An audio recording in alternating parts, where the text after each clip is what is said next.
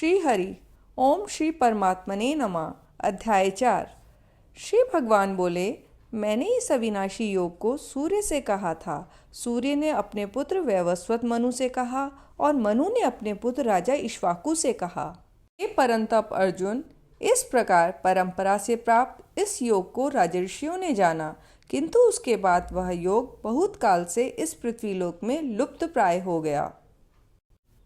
तू मेरा भक्त और प्रिय सखा है, इसलिए वही यह पुरातन योग आज मैंने तुझको कहा है, क्योंकि यह बड़ा ही उत्तम रहस्य है, अर्थात गुप्त रखने योग्य विषय है।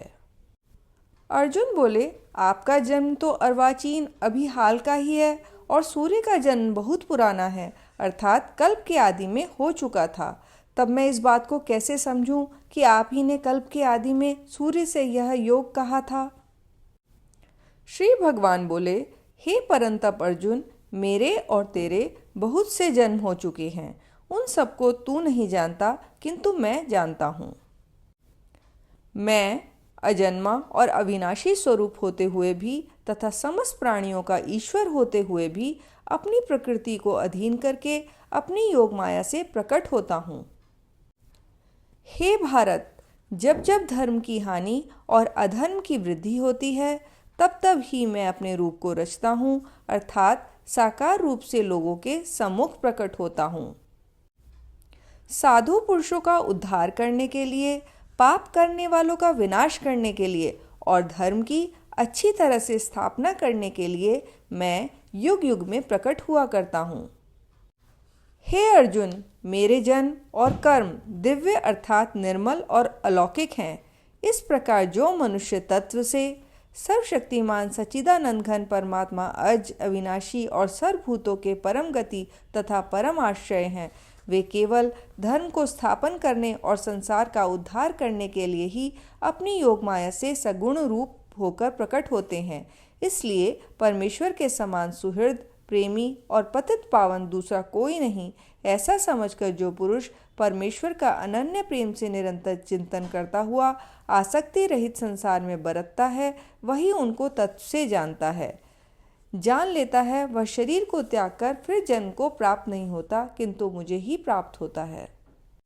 पहले भी जिनके राग, भय और क्रोध सर्वथा नष्ट हो गए थे और जो मुझ में अनन्य प्रेम पूर्वक स्थित रहते थे, ऐसे मेरे आश्रित रहने वाले बहुत से भक्त उपयुक्त ज्ञान रूप तप से पवित्र होकर मेरे स्वरूप को प्राप्त हो चुके हैं। हे अर्जुन, जो भक्त मुझे जिस प्रकार भजते हैं, मैं भी उनको उसी प्रकार भजता हूँ, क्योंकि सभी मनुष्य सब प्रकार से मेरे ही मार्ग का अनुसरण करते हैं। इस मनुष्य लोक में कर्मों के फल को चाहने वाले लोग देवताओं का पूजन किया करते हैं, क्योंकि उनको कर्मों से उत्पन्न होने वाली सिद्धि शीघ्र मिल जाती है। ब्राह्मण, क्षत्रिय, वैश्य और शूद्र, इन 4 वर्णों का समूह गुण और कर्मों के विभाग पूर्वक मेरे द्वारा रचा गया है। इस प्रकार उस सृष्टि रचनादि कर्म का कर्ता होने पर भी मुझ अविनाशी परमेश्वर को तू वास्तव में अकर्ता ही जान। कर्मों के फल में मेरी स्पृहा नहीं है, इसलिए मुझे कर्म लिप्त नहीं करते। इस प्रकार जो मुझे तत्व से जान लेता है, वह भी कर्मों से नहीं बंधता। पूर्व काल में मुमुक्षुओं ने भी इस प्रकार जानकर ही कर्म किए हैं, इसलिए तू भी पूर्वजों द्वारा सदा से किए जाने वाले कर्मों को ही कर। कर्म क्या है और अकर्म क्या है, इस प्रकार इसका निर्णय करने में बुद्धिमान पुरुष भी मोहित हो जाते हैं। इसलिए वह कर्म तत्व मैं तुझे भलीभांति समझाकर कहूँगा, जिसे जानकर तू अशुभ से अर्थात कर्म बंधन से मुक्त हो जाएगा। कर्म का स्वरूप भी जानना चाहिए और अकर्म का स्वरूप भी जानना चाहिए तथा विकर्म का स्वरूप भी जानना चाहिए, क्योंकि कर्म की गति गहन है। जो मनुष्य कर्म में अकर्म देखता है और जो अकर्म में कर्म देखता है, वह मनुष्यों में बुद्धिमान है और वह योगी समस्त कर्मों को करने वाला है। जिसके संपूर्ण शास्त्र सम्मत कर्म बिना कामना और संकल्प के होते हैं तथा जिसके समस्त कर्म ज्ञान रूप अग्नि के द्वारा भस्म हो गए हैं, उस महापुरुष को ज्ञानी जन भी पंडित कहते हैं। जो पुरुष समस्त कर्मों में और उनके फल में आसक्ति का सर्वथा त्याग करके संसार के आश्रय से रहित हो गया है और परमात्मा में नित्य तृप्त है, वह कर्मों में भली भांति बरतता हुआ भी वास्तव में कुछ भी नहीं करता। जिसका अंतःकरण और इंद्रियों के सहित शरीर जीता हुआ है और जिसने समस्त भोगों की सामग्री का परित्याग कर दिया है, ऐसा आशा रहित पुरुष केवल शरीर संबंधी कर्म करता हुआ भी पापों को नहीं प्राप्त होता। जो बिना इच्छा के अपने आप प्राप्त हुए पदार्थ में सदा संतुष्ट रहता है, जिसमें ईर्ष्या का सर्वथा अभाव हो गया है, जो हर्ष शोक आदि द्वंद्वों से सर्वथा अतीत हो गया है, ऐसा सिद्धि और असिद्धि में सम रहने वाला कर्मयोगी कर्म करता हुआ भी उनसे नहीं बंधता। जिसकी आसक्ति सर्वथा नष्ट हो गई है, जो देहाभिमान और ममता से रहित हो गया है, जिसका चित्त निरंतर परमात्मा के ज्ञान में स्थित रहता है, ऐसा केवल यज्ञ संपादन के लिए कर्म करने वाले मनुष्य के संपूर्ण कर्म भली भांति विलीन हो जाते हैं। जिस यज्ञ में अर्पण अर्थात स्त्रुवा आदि भी ब्रह्म है और हवन किए जाने योग्य द्रव्य भी ब्रह्म है तथा ब्रह्म रूप कर्ता के द्वारा ब्रह्म रूप अग्नि में आहुति देना रूप क्रिया भी ब्रह्म है, उस ब्रह्म कर्म में स्थित रहने वाले योगी द्वारा प्राप्त किए जाने योग्य फल भी ब्रह्म ही हैं। दूसरे योगी जन देवताओं के पूजन रूप यज्ञ का ही भली भांति अनुष्ठान किया करते हैं और अन्य योगी जन पर ब्रह्म परमात्मा रूप अग्नि में अभेद दर्शन रूप यज्ञ के द्वारा ही आत्म रूप यज्ञ का हवन किया करते हैं। पर ब्रह्म परमात्मा में ज्ञान द्वारा एक ही भाव में स्थित होना ही ब्रह्म रूप अग्नि में यज्ञ के द्वारा यज्ञ को हवन करना है। अन्य योगी जन श्रोत्र आदि समस्त इंद्रियों को संयम रूप अग्नियों में हवन किया करते हैं और दूसरे योगी लोग शब्दादि समस्त विषयों को इंद्रिय रूप अग्नियों में हवन किया करते हैं। दूसरे योगी जन इंद्रियों की संपूर्ण क्रियाओं को और प्राणों की समस्त क्रियाओं को ज्ञान से प्रकाशित आत्म संयम योग रूप अग्नि में हवन किया करते हैं। सच्चिदानंद घन परमात्मा के सिवा अन्य किसी का भी न चिंतन करना ही उन सब का हवन करना है। कई पुरुष द्रव्य संबंधी यज्ञ करने वाले हैं, कितने ही तपस्या रूप यज्ञ करने वाले हैं तथा दूसरे कितने ही योग रूप यज्ञ करने वाले हैं और कितने ही अहिंसा आदि तीक्ष्ण व्रतों से युक्त यत्नशील पुरुष स्वाध्याय रूप ज्ञान यज्ञ करने वाले हैं।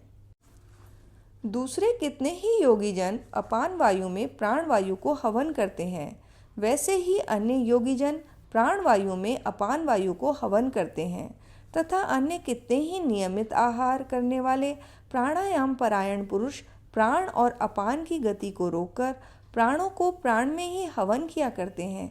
ये सभी साधक यज्ञों द्वारा पापों का नाश कर देने वाले और यज्ञों को जानने वाले हैं।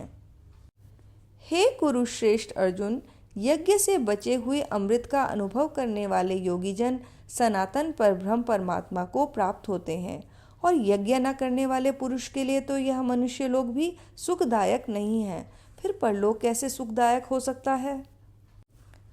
इसी प्रकार और भी बहुत तरह के यज्ञ वेद की वाणी में विस्तार से कहे गए हैं। उन सबको तू मन, इंद्रिय और शरीर की क्रिया द्वारा संपन्न होने वाला जान। इस प्रकार तत्व से जानकर उनके अनुष्ठान द्वारा तू कर्म बंधन से सर्वथा मुक्त हो जाएगा।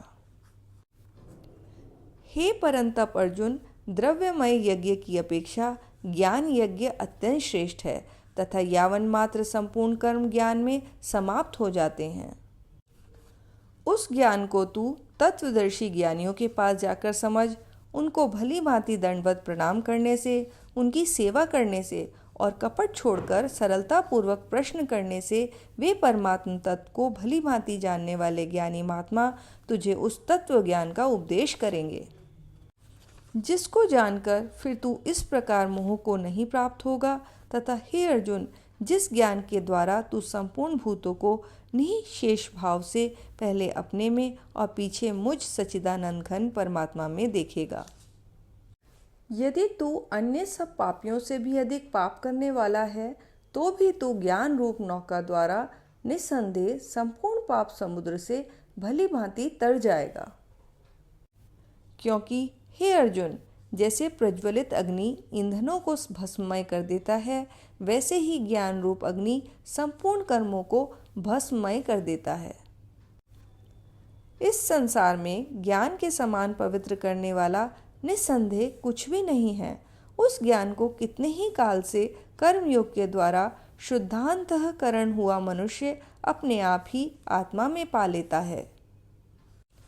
जितेंद्रिय, साधन परायण और श्रद्धावान मनुष्य ज्ञान को प्राप्त होता है तथा ज्ञान को प्राप्त होकर वह बिना विलंब के तत्काल ही भगवत प्राप्ति रूप परम शांति को प्राप्त हो जाता है। विवेकहीन और श्रद्धा रहित संशय युक्त मनुष्य परमार्थ से अवश्य भ्रष्ट हो जाता है। ऐसे संशय युक्त मनुष्य के लिए न यह लोक है, न परलोक है और न सुख ही है। हे धनंजय, जिसने कर्मयोग की विधि से समस्त कर्मों का परमात्मा में अर्पण कर दिया है और जिसने विवेक द्वारा समस्त संशयों का नाश कर दिया है, ऐसे वश में किए हुए अंतःकरण वाले पुरुष को कर्म नहीं बांधते। इसलिए हे भरतवंशी अर्जुन, तू हृदय में स्थित इस अज्ञान जनित अपने संशय का विवेक ज्ञान रूप तलवार द्वारा छेदन करके समत्व रूप कर्मयोग में स्थित हो जा और युद्ध के लिए खड़ा हो जा। ओम तत्सदिति श्रीमद्भगवद्गीता सुपनिषत्सु ब्रह्म विद्यायां योग शास्त्रे श्री कृष्ण अर्जुन संवादे ज्ञान कर्म संन्यास योगो नाम चतुर्थो अध्याय। हरि ओम तत्सत, हरि ओम तत्सत, हरि ओम तत्सत।